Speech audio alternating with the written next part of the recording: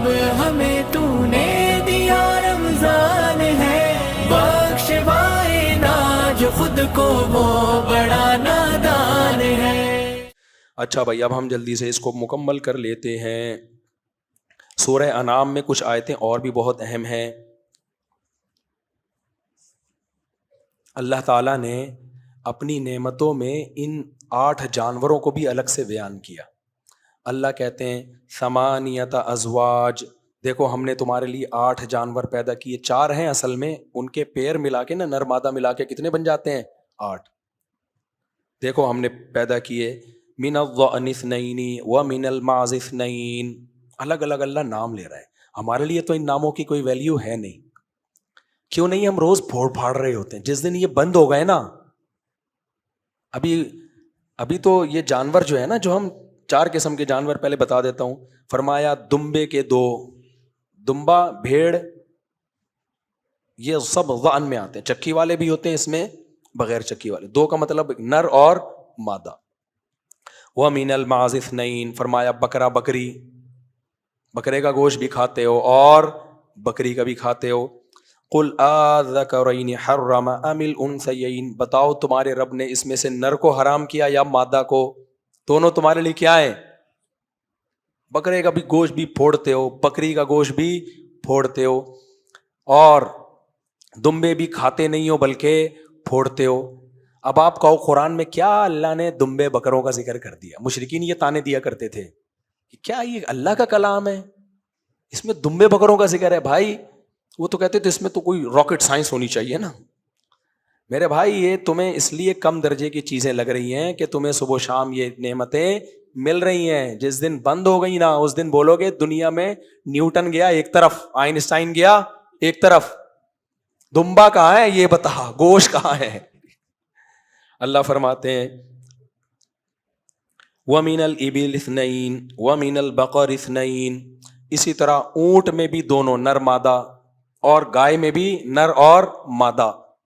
4 قسم کے جانور پوری دنیا میں سب سے زیادہ کھائے جاتے ہیں، ان کو قرآن الگ سے ہائی لائٹ کر رہا ہے۔ اونٹ، بیل اور اونٹ اونٹنی، بیل اور گائے،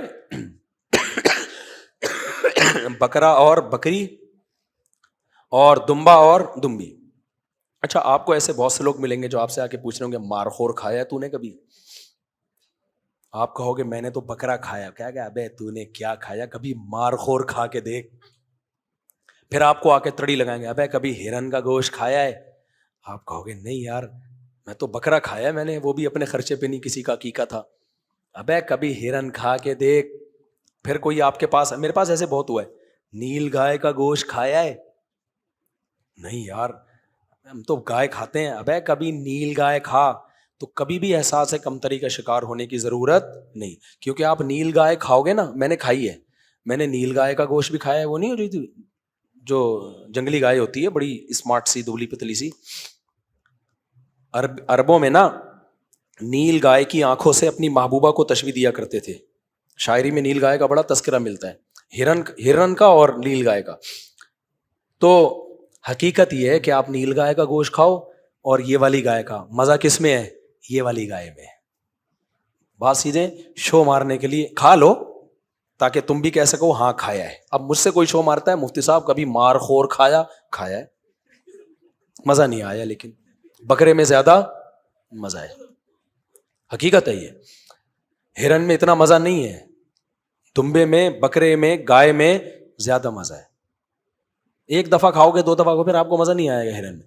تو یہ جو 4 جانور ہیں نا، یہ بھائی اللہ کی بہت بڑی نعمت ہے، ان کو خاص اللہ نے بنایا ہے انسانوں کے لیے۔ ابھی ہم سعودی عرب گئے نا تو مندی کھا رہے تھے، تو میں تو وہ چربی الگ سے نکال کے، مجھے مزہ بہت آتا ہے چربی میں، تو ایک بوڑھے میاں انہوں نے مجھے کہا کہ مفتی صاحب پچھلی دفعہ بھی آپ آئے تھے تو اچھا وہ چربی نکال کے میرے سامنے رکھ رہے ہیں، کہہ رہے ہیں میں نے دیکھا تھا آپ چربی بہت کھا رہے تھے، یہ نہیں کھایا کرو کولیسٹرول بڑھ جائے گا۔ میں نے کہا آپ کھاتے ہوئے میرے لقموں کو گن کیوں رہے تھے؟ بعض لوگ بڑا تاڑ کے دیکھ رہے ہوتے ہیں، کہہ رہے میں اس لیے دیکھ رہا ہوں کہ وہ شاید ڈاکٹر بھی ہیں، کہہ رہے بھائی آپ چربی بہت کھاتے ہو۔ میں نے کہا نہیں کھانی چاہیے، لیکن بہرحال مزہ کس میں ہے؟ چربی میں ہے۔ تو اللہ نے 4 جانور اور ان کی چربی کو الگ سے اللہ نے بیان کیا ہے۔ تبھی الگ سے کیسے بیان کیا؟ حرمنا علیہم شحومہما، اللہ کہتے ہیں میں نے یہودیوں پر گناہوں کی وجہ سے چربی حرام کر دی. اس کا مطلب گوشت سے ہٹ کے چربی میں کیا ہے؟ کچھ الگ ہے. حرام نعمت ہوتی ہے یا مصیبتیں حرام ہوتی ہیں گناہوں میں، گناہوں کے سزا کے طور پہ؟ بھائی دیکھو آپ کو میں سزا دینا چاہتا ہوں، میں نے کہا آپ نے چوری کی ہے، سزا یہ ہے کہ آپ گٹکا نہیں کھاؤ گے. آپ کہو گے چلو یار اس بہانے میرا گٹکا کیا ہوگا، چھوڑ جائے گا. یا سزا یہ ہے کہ اب آپ زہر نہیں کھا سکتے کبھی بھی، گٹکے سے اور آسان مثال. اب سزا یہ ہے کہ آپ نزلے میں ٹھنڈا پانی نہیں پیو گے. کہے گے یہ سزا نہیں، یہ تو میرے لیے کیا ہے؟ نعمت ہے. تو اللہ کیسے چربی کو یہودیوں پہ گناہوں کی وجہ سے حرام کر رہے ہیں؟ اس کا مطلب چربی میں کچھ خاص بولو ہے. ایک عرب عالم کی تحریر بڑی زبردست، انہوں نے کہا کہ ان ملٹی نیشنل کمپنیوں نے ہمیں آرگینک چیزوں سے ہٹا کے کوکنگ آئل پہ ڈال دیا جو نیچرل تھا نا. اب گوشت میں چربی کیوں ہوتی ہے پتہ ہے؟ تاکہ اسی سالن میں اسی کا سالن بنے گا. میں ایک گاؤں میں تھا، وہاں میں نے دیکھا کہ دمبا بناتے ہیں، بڑا مزے کا ہوتا ہے، کوکنگ آئل ہے ہی نہیں. میں نے کہا بے پکا کس آئل میں رہے ہو؟ جا کے دیکھا وہی دمبے کی چربی میں ہی پک رہا، اتنا مزیدار، پیٹ بھی نہیں خراب ہوتا تھا.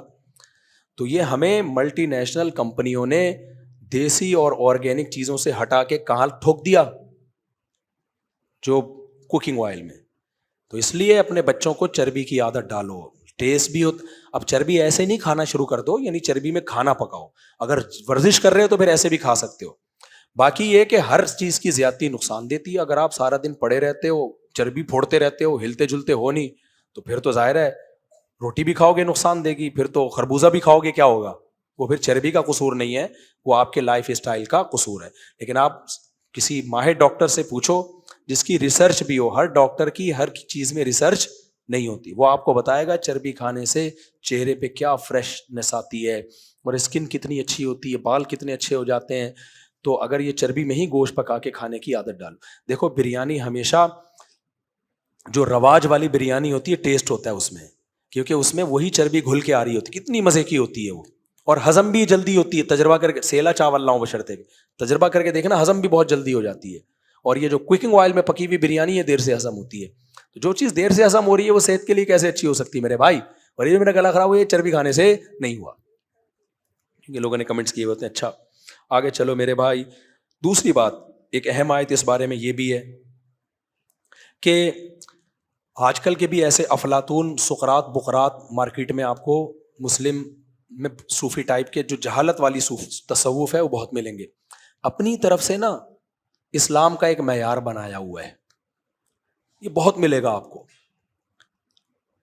جو مذہب کی حقیقی تعلیمات ہیں ان کو ہم نے کیا کر دیا ہے؟ چھوڑ دیا ہے. جو حقیقی تعلیمات، چند رسومات کا نام کیا ہے؟ مذہب. ربیع الاول میں یہ کر لو، تیجے میں یہ کر لو، فلانے میں یہ کر لو، ڈمکانے میں یہ کر لو. اللہ میاں نے نا سورہ انعام میں ایسی خاندانی آیات نازل کر دی کہ اگر مجھے خوش کرنا چاہتے ہو نا تو بس یہ ان چیزوں کو فوکس کرو. سمجھ میں آ رہی ہے بات؟ مجھے راضی کرنا چاہتے ہو تو یہ چیزیں جنہیں تمہیں فوکس کرنا پڑے گا. میں رسومات سے خوش نہیں ہوتا. مشرکین نے حضرت ابراہیم علیہ السلام کے دین پر عمل کرتے تھے، اس کو بگاڑ دیا تھا، بیڑا غرق کر دیا تھا اس دین کا. اپنی طرف سے چیزوں اس میں ایڈ کر کے اضافے لگائے ہوئے تھے. ہم یہ نہیں کر سکتے، یہ نہیں کھا سکتے، وہ نہیں پہن سکتے، یوں نہیں. ابے بھائی کیوں، کس نے کہا یوں نہیں کھا سکتے؟ خام خواہ کا ایک معیار بنا، آج بھی بنایا ہوا ہے نا لوگوں نے. کسی بزرگ کے پاس اچھی گاڑی دیکھیں گے، یہ کیا کھا رہے ہیں، گولا کنڈا کیوں کھا رہے ہیں، یہ جہاز میں کیوں گھوم رہے ہیں، بزنس کلاس میں کیوں گھوم رہے ہیں، یہ کام کیوں کر رہے ہیں، یہ کام کیوں کر رہے ہیں، یہ 4 شادیاں کیوں کر رہے ہیں. اب اپنی ٹرک بھی میں پوری کر دوں نا تو مجھے بھی تو اعتراضات کرتے ہیں، یہ کیوں کر رہے ہیں، یہ کیوں کر رہے ہیں، یہ ہنس کیوں رہے ہیں. اللہ میاں نے، یہ مشرکین کا بھی تھا کچھ ایسا، خام خواہ کے کچھ چیزوں کو حرام کیا ہوا تھا انہوں نے. بیت اللہ کا طواف کپڑے پہن کے نہیں کرتے تھے. کہہ رہے جن کپڑوں میں ہم گناہ کرتے ہیں انہی کپڑوں میں اللہ کے گھر پہ جائیں، یہ تو غلط ہو جائے گا. تو وہی تقویٰ ہو گیا جو کتا ٹانگ اٹھا کے پیشاب کر رہا ہے کہ چھینٹیں نہ پڑ جائیں.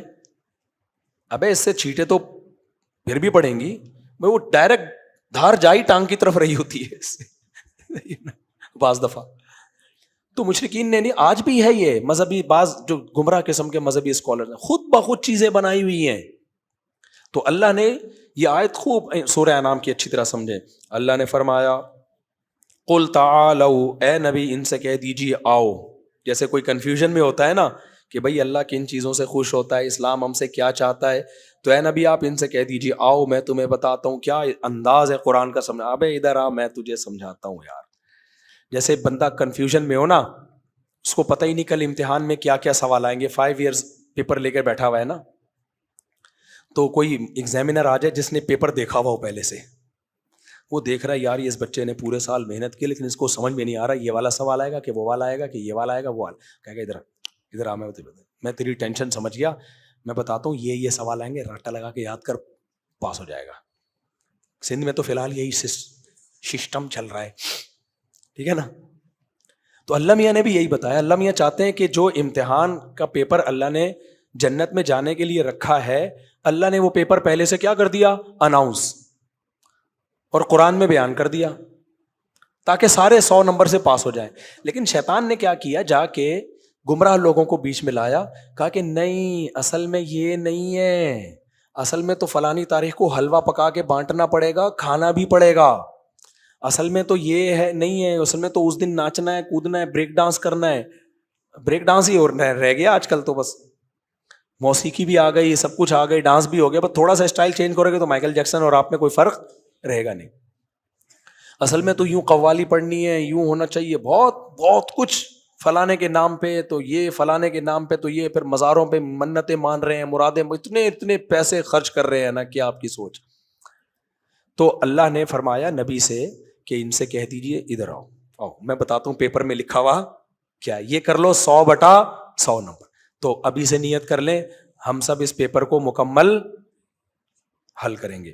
فرمایا تعالوا اتل ما حرم ربکم علیکم، آؤ میں بتاتا ہوں کن چیزوں کو اللہ نے اللیگل قرار دیا ہے، ان کے قریب جاؤ گے تو نمبر کٹنا شروع ہو جائیں گے، اور کون سی چیزیں فرض ہیں وہ بھی بتاتا ہوں. پہلی بات اللہ تشرکوا بہ شیئا، سب سے پہلا کہ یہ کہ اللہ کے ساتھ کسی کو شریک نہیں کرنا، صرف یا اللہ مدد.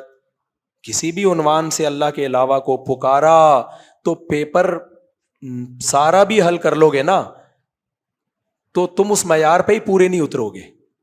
دیکھو ایک آدمی انٹر کا پیپر دینے کے لیے جا رہا ہے، میٹرک کیا ہوا نہیں اس نے، تو اس کو تو گھسنے ہی نہیں دیا جائے گا چاہے پورا پیپر آتا ہو. تو اللہ کہہ رہے ہیں جو میں نے جنت میں داخلے کا پیپر دیا ہے اس کو حل کرنے کے لیے، انٹری کے لیے پہلی شرط ہے توحید پرستو، مشرک کا کوئی نیک عمل اللہ کے ہاں قبول نہیں ہے. تو شرک اپنی زندگیوں سے کیا کر دو میرے بھائی، بولو نکال دو. اللہ تشرکوا بہ شیئا. دوسری بات وبالوالدین احسانا، کیا عظیم حکم ہے یار، کتنے جلال والی آیت ہے یہ. اور اللہ کے بعد سب سے پہلا سوال کس کے بارے میں ہے، والدین. یار کتنا بڑا حق اللہ نے بتا دیا، اور ایک جگہ نہیں کتنی جگہوں پہ. خیر مسلموں کے ہاں والدین کا نمبر بہت پیچھے ہے. جاپان والے کہتے ہیں والدین سب سے لاسٹ میں، امریکہ والے کہتے ہیں والدین سب سے لاسٹ میں. بلکہ والدین کا اپنی اولاد سے زبردستی خدمت لینا ہیومن رائٹس کے خلاف کر دیا انہوں نے. جاپان میں بچہ جب 18 سال کا ہونا، وہ بچہ جس کو ماں باپ نے پالا ہے 18 سال کے بعد ٹاٹا کر کے ماں کو چھوڑ کے چلا جاتا ہے. وہ ماں کو پوچھنے کا حق بولو نہیں ہے. اگر وہ 10 سال بھی ماں کو نہ پوچھے، سلام بھی نہ کرے، ماں کورٹ میں کیس نہیں کر سکتی کہ میں نے اس بچے کو 18 سال تک کا کھلا پلا کے بڑا کیا، اب اس نے 10 سال میں ایک دفعہ بھی مجھے خیریت نہیں پوچھی. کسی کورٹ میں وہ مقدمہ بولو یار گلا میرا خراب ہے، بول آپ نہیں رہے، نہیں سنا جائے گا. کبھی سنا امریکہ میں کیس ہوا ہو، باپ نے اولاد کے خلاف کیا ہو، 18 سال ہو گئے، 20 سال ہو گئے، اس نے آج تک کبھی پوچھا نہیں مجھے؟ نہیں ہے بھائی. اگر کوئی بوڑھا گھر میں پڑا ہوا ہے، وہ ایمبولینس کو بلا رہا ہے، ایمبولینس نہیں آئے گی، ایمبولینس کے خلاف کیس کر سکتا ہے. وہ بچے کو بلائے گا، بچہ نہیں آیا، بچے کے خلاف کیس نہیں کر سکتا. تو اللہ کو پتا تھا یہ دنیا مادہ پرست ہے، جو سب سے بڑے محسن ہے پہلے اللہ کو یہ اپنی ڈکشنری سے نکالیں گے، نکال دیا. اللہ کا کوئی حقوق ہے دنیا میں کہیں بھی؟ ختم. اسلام نے دیا اللہ کا حق. اسلام چور کا ہاتھ کاٹنے کا حکم دیتا ہے، یہ کس کا حق ہے؟ اللہ کا. یہی وجہ ہے کہ جو معاف کر دے نا پھر بھی ہاتھ کٹے گا چور کا، کیونکہ اللہ کہتے ہیں میرا حق ہے. نہیں آئی میرا خیال ہے بات. دیکھو زید کو کیوں چور بناؤں؟ اب تو زید کوئی بیٹھا ہوا ہے، آپ کا نام ہے زید. ایک آدمی نے دوسرے آدمی کی چوری کی اور کیس لے گیا کورٹ میں اور کہا اس نے چوری کی ہے، گواہوں سے ثابت کر دیا. جب ہو گیا ثابت، اب کورٹ فیصلہ سنا دے کہ اس کا ہاتھ کٹے گا. اب یہ کہتا ہے سر میں ہاتھ نہیں کٹوانا چاہتا. کورٹ کہے گی یہ لا کس کا ہے بھائی؟ اللہ کا حق ہے، ہاتھ کاٹنا پڑے گا. تو اسلامی حکومت ہوگی نا، اس میں اللہ کے بھی رائٹس ہیں. تبھی تو نبی نے فرمایا تھا اگر میری بیٹی فاطمہ بھی چوری کرتی میں اس کا بھی ہاتھ کاٹتا. کیوں؟ یہ رائٹ کس کا ہے؟ نہیں کریں گے اللہ نہیں چھوڑے گا. تبھی قرآن کہتا ہے جو شخص زنا کرے، لڑکا ہو یا لڑکی، کمارا ہو، تو 100 کوڑے مارو. اب انسان کو ترس آتا ہے، یار غلطی ہو گئی معاف کر دیں. اللہ کہتے ہیں نہیں، لا تأخذکم بہما رأفۃ فی دین اللہ. اللہ کا دین جاری کرتے ہوئے نرمی نہیں آنی چاہیے.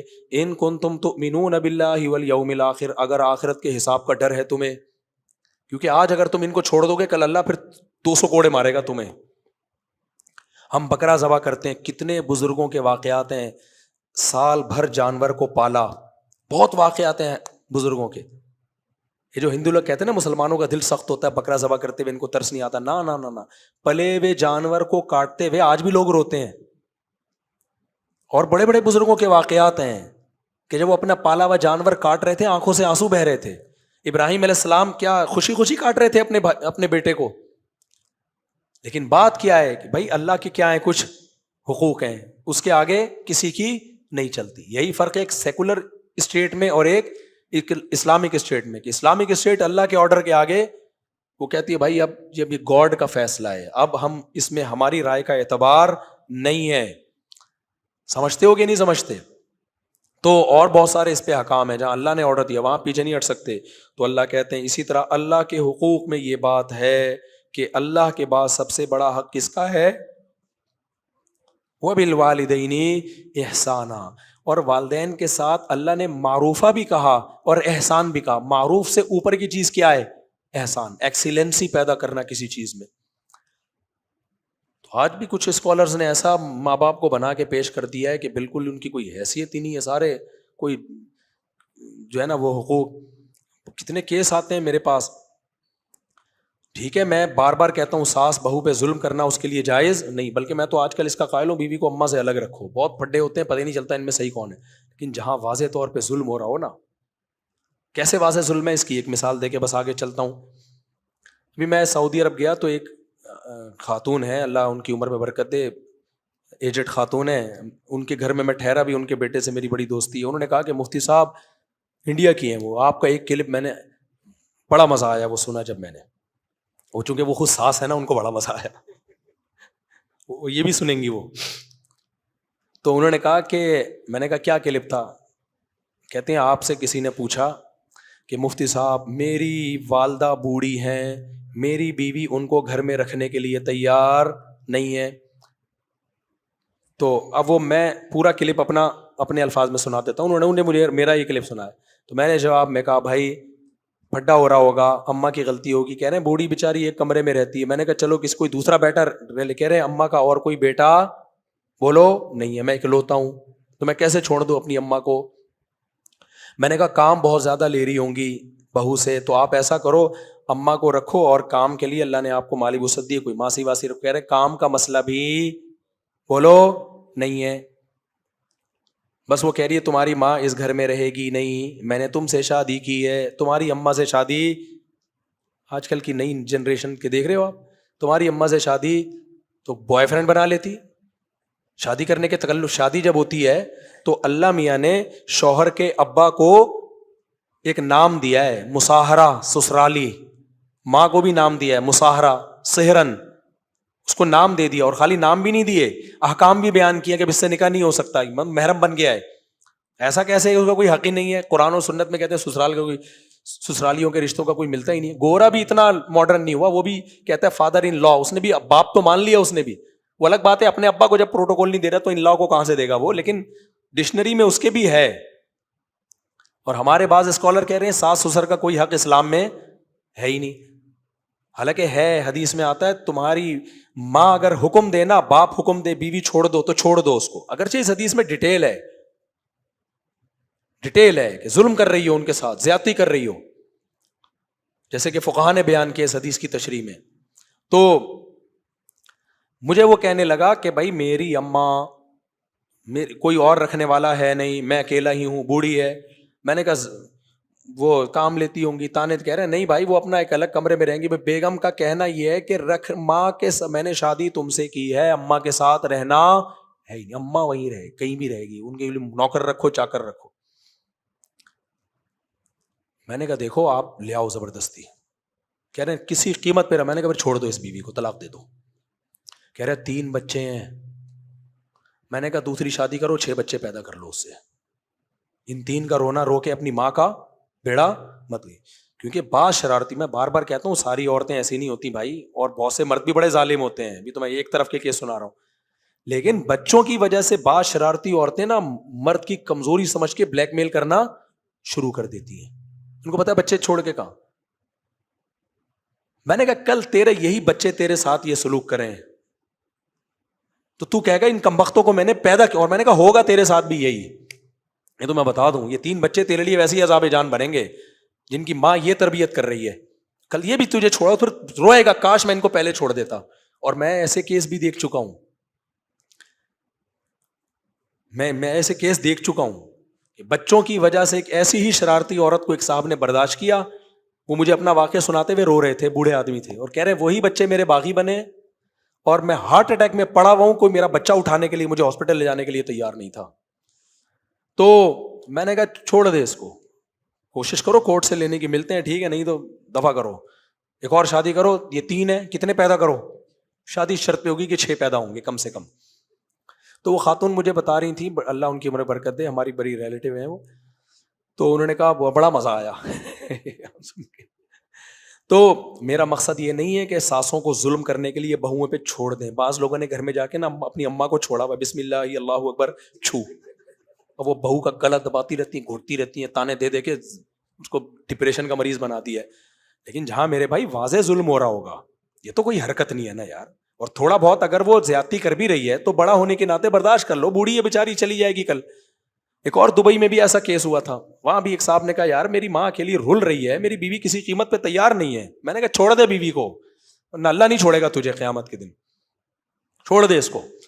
تو ایسی شدید مجبوری ہو پھر کس کو ترجیح دینا ہے, ماں کو ترجیح. اور بیوی کو بتاؤ کہ کل تمہارے ساتھ بھی تو ہوگا, کیا اپنے بچوں کو سکھا رہی ہو تم. تو کسی پہ بھی ظلم نہ ہونے دو, نہ ماں کی وجہ سے بیوی پہ ظلم ہونے دو, نہ بیوی کی وجہ سے ماں پہ ظلم ہونے دو. اور دوسری بات, بڑوں اور چھوٹوں میں جب کوئی گڑبڑ ہوتی ہے تو تھوڑا کمپرومائز چھوٹوں کو کرنا پڑتا ہے, سمجھ رہے ہو, تب گھر بستا ہے. بڑوں کو زیادہ مجبور نہیں کیا جاتا, وہ تو ایک عادت پہ سیٹ ہو چکے ہوتے ہیں. چھوٹوں کو میں برداشت ہوتی ہے, جوان ہوتے ہیں, ان کو کہا جاتا ہے بھائی بوڑھے ہیں برداشت کر لو. تو کمپرومائز چھوٹوں کو کرنا پڑتا ہے.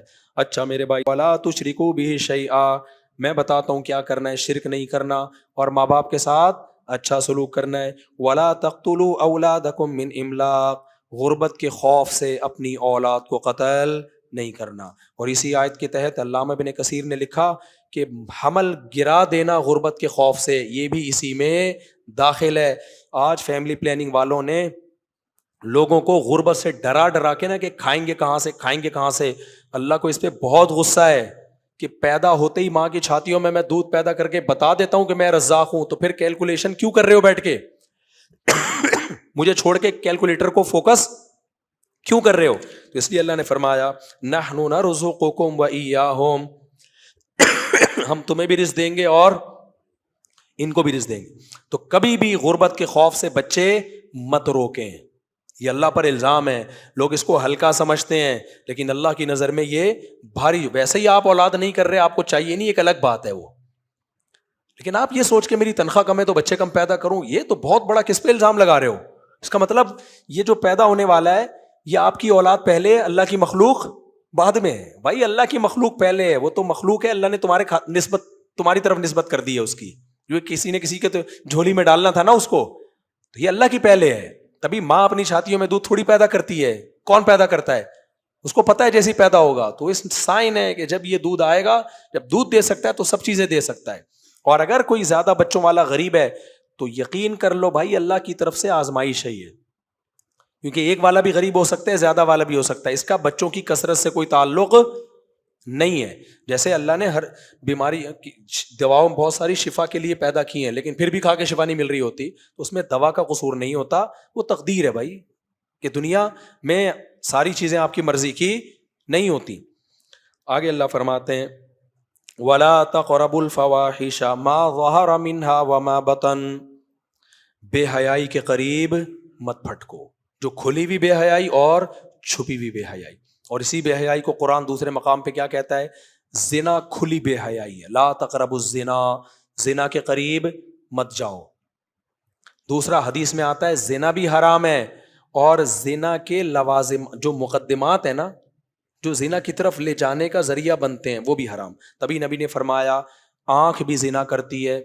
آپ فوش موویز دیکھ رہے ہو انٹرنیٹ پر, یا لڑکیوں کے نیم برہنہ جسم کو دیکھ کے لذت حاصل کر رہے ہو, تو آپ کی آنکھ نے زنا کر لیا. آپ لڑکیوں سے باتیں کر کر کے دل بہلا رہے ہو, کچھ نہیں لگتی آپ کی وہ, بس دیکھو نا کسی بندے کا فون آئے گا ٹھک کر کے 2 منٹ میں جواب دے کے رکھ دیں گے. خاتون کا فون آئے گا چپک جائے گا, بہت اچھی طریقے سے سمجھانا شروع کر دے گا, آپ اس کی آواز سے لذت لے رہے ہو, دل بہلا رہے ہو. تو نبی نے فرمایا کس کا زنا ہے؟ کانوں کا زنا. اللہ کہتے یہ اپنی ڈکشنری سے کیا کر دو, نکال دو. ایک راستہ اللہ نے بتایا, جوان ہو گئے, بالغ ہو گئے, عورت کی طرف رغبت ہے, اللہ نے کہا 4 شادیاں کرو. کیونکہ جب آپ بولو گے نا ابا میں 4 کروں گا, ابا کہے گے ایسی کی تیسی تیری, تو نتیجہ اس کا یہی نکلے گا کہ اللہ میاں کہہ رہے بھائی 2 2 3 3 4 4 کر لو. جہلم والی سرکار نے اس میں بھی ٹانگ اڑائی ہے بیچ میں اس مسئلے میں, کہ کوئی مستحب نہیں ہے, بس جائز ہی ہے. ایسا نہیں ہے میرے بھائی, اللہ 2 2 3 3 4 سے تو شروع کر رہا ہے, پھر آگے کہہ رہا ہے مجبوری ہے, اگر نہیں پال سکتے تو پھر 1 کرو. تو یہ ایک اصل کیسے ہو گئی اسلام میں؟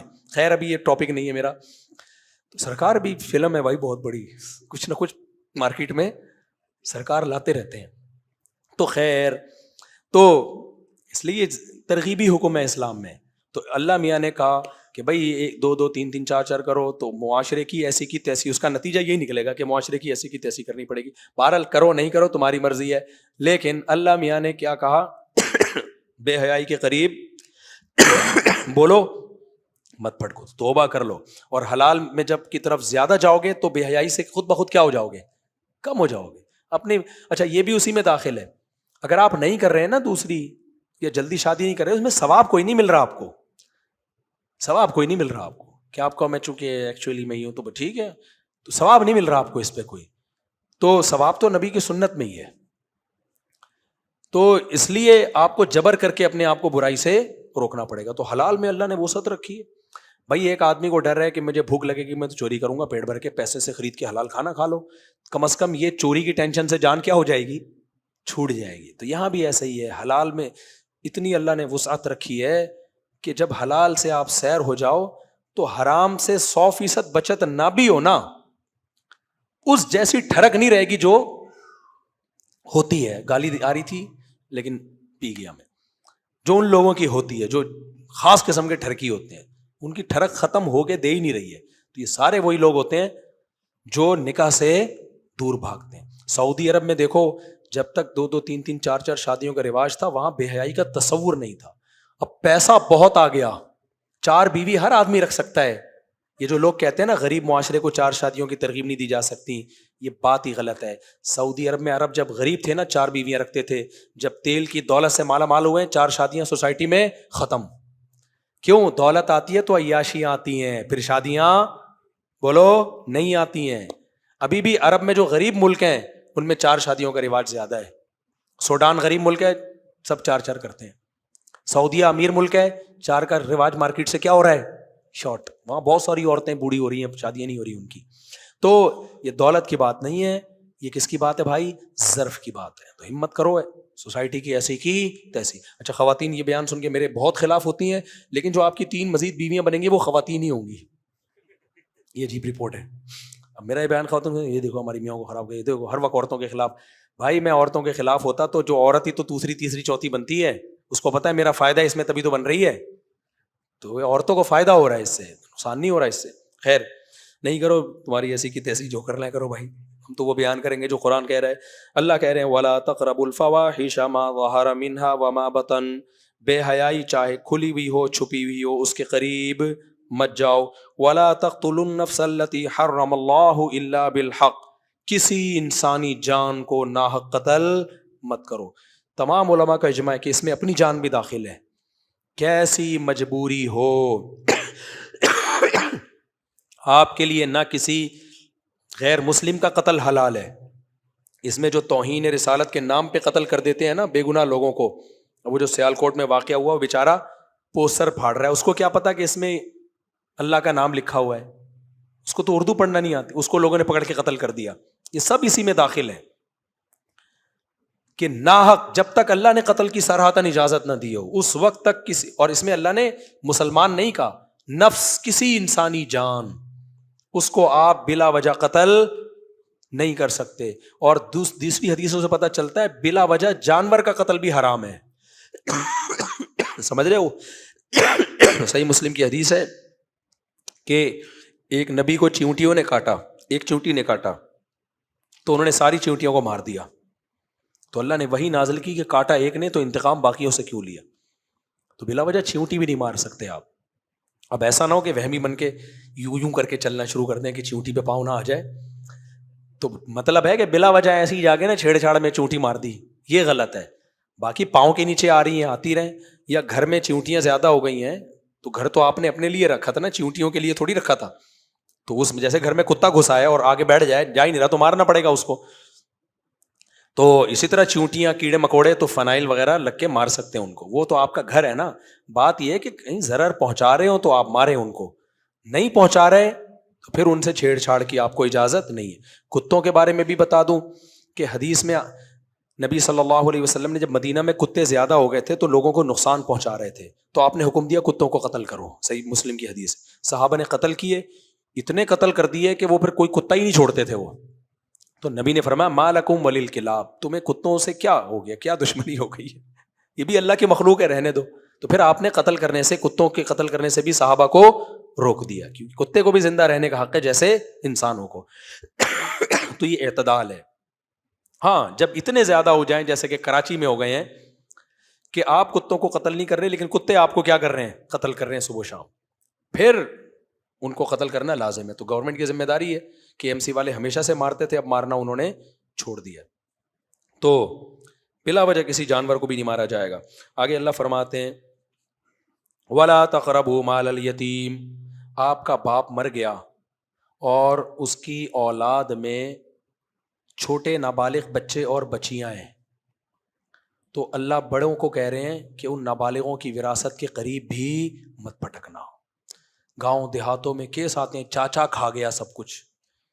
ایک شخص کا انتقال ہوا, اس کے نابالغ بچے تھے چھوٹے, ان کو پتہ نہیں تھا, چاچا نے ساری جائیداد پہ قبضہ کیا اور اب بچوں کو دے ہی نہیں رہا. اس میں بچی بھی داخل, یتیم میں بچی بھی ہے اور بچہ بھی.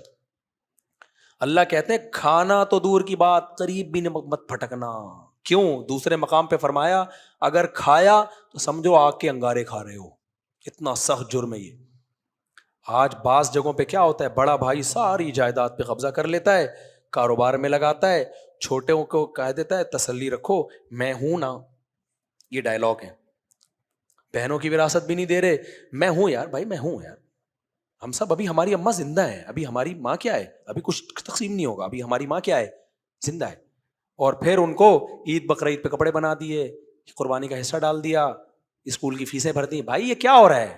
اس کی 1 کروڑ کی دکان ہے, وہ دو نا اس کو.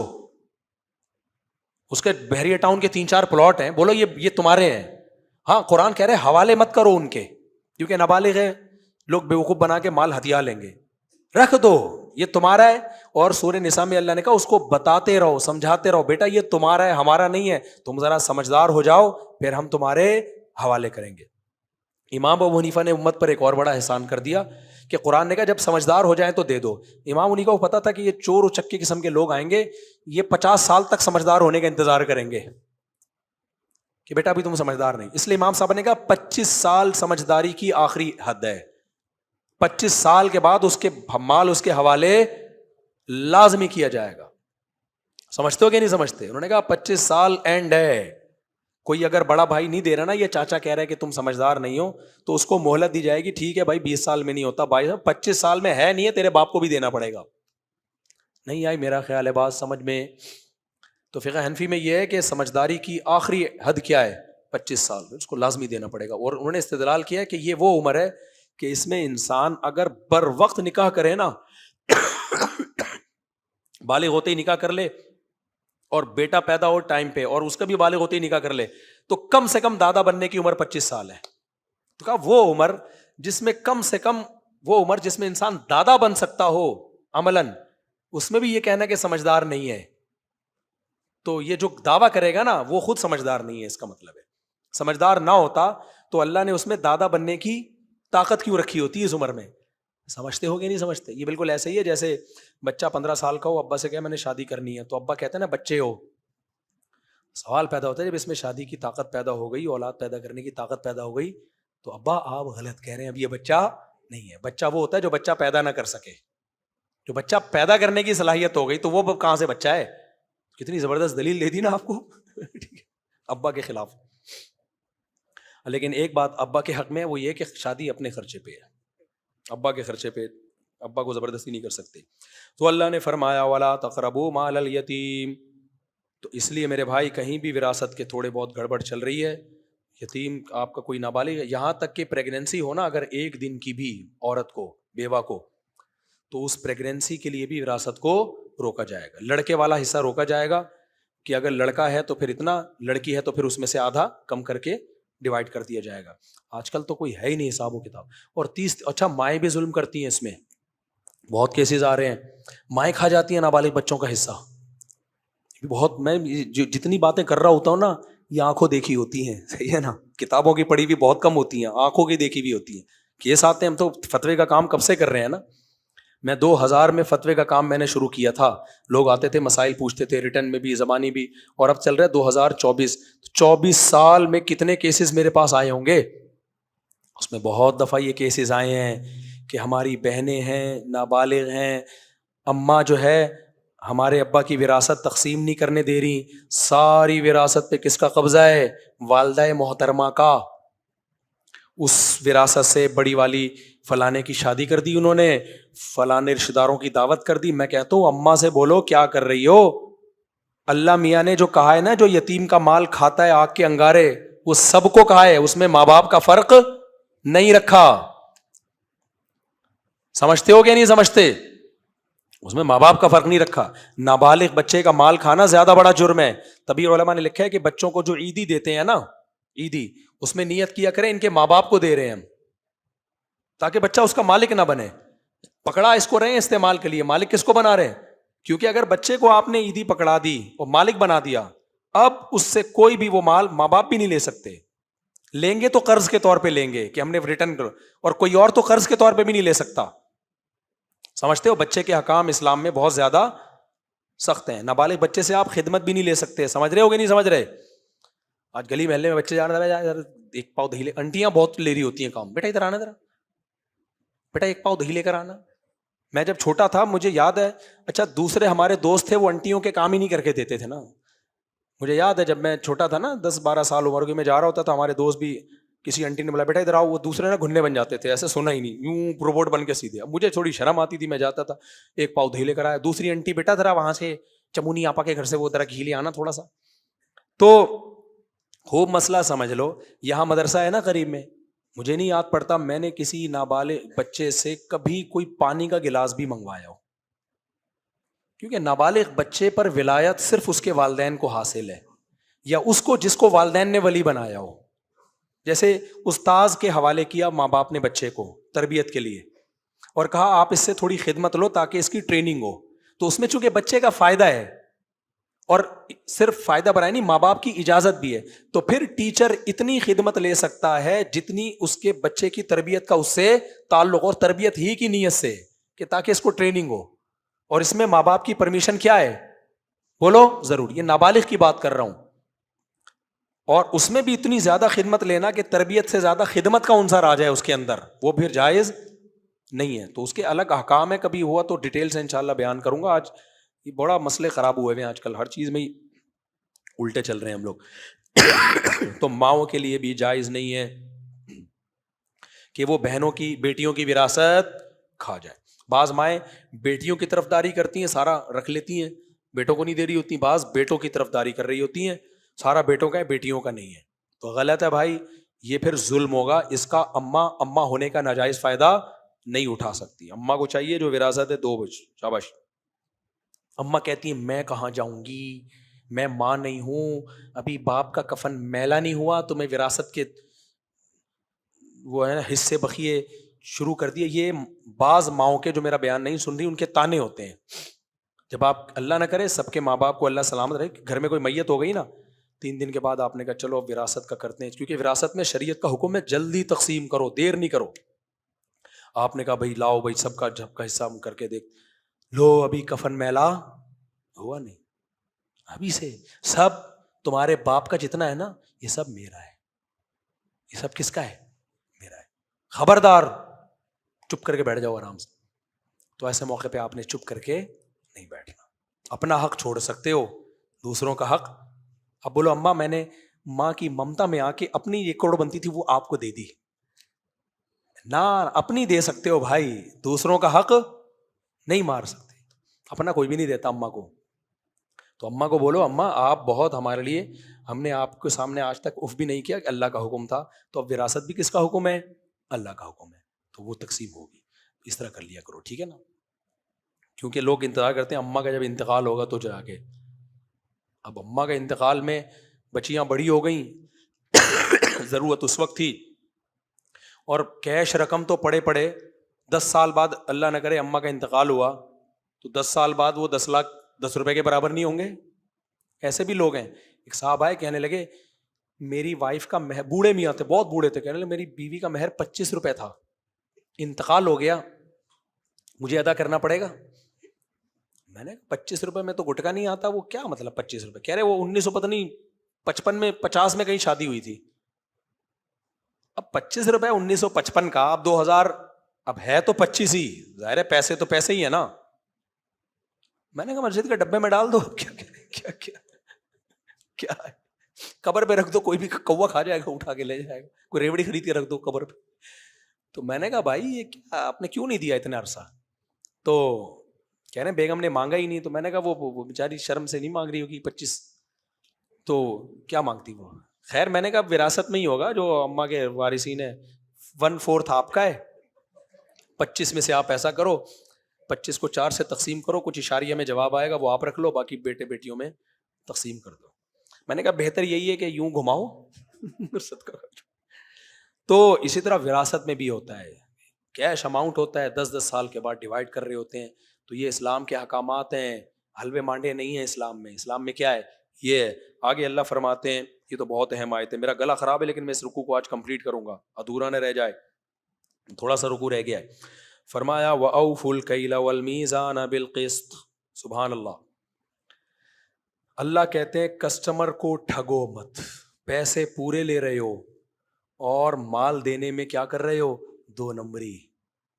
جتنے بھی ایگریمنٹ ہے نا جو ملازمت سے متعلق ہوتے ہیں سب پہ یہ آیت صادق آتی ہے. آپ گورنمنٹ ٹیچر ہیں, اسکول میں تنخواہ پوری لے رہے ہیں, طلبہ کو ایمانداری سے پڑھا نہیں رہے ہیں, اس پہ بھی یہ آیت فٹ آتی ہے. آپ